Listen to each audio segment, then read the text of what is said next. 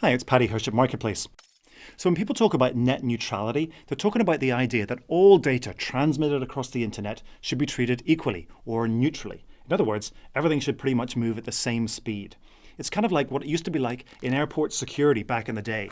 You may not remember this, but everybody used to stand in the same line, regardless of whether they had a first class ticket or a business class ticket, or if they were back in the rear with the gear. Everybody was in the same queue. And the only special exceptions to this were people like emergency services. Now, that meant, of course, that everybody moved through the system at the same pace. And that's really the very essence of net neutrality. Regardless of what it is that you're sending or receiving, if it's a streaming movie or you're sending a text or a selfie or whatever, everything should move at the same pace.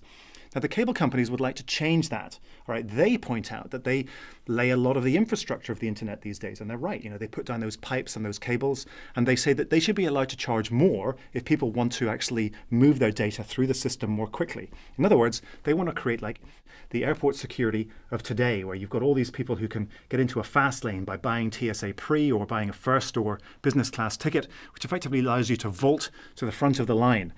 And we all know what it's like to stand in that economy class lane when all these people are walking past us and our lane is getting slower and slower and slower.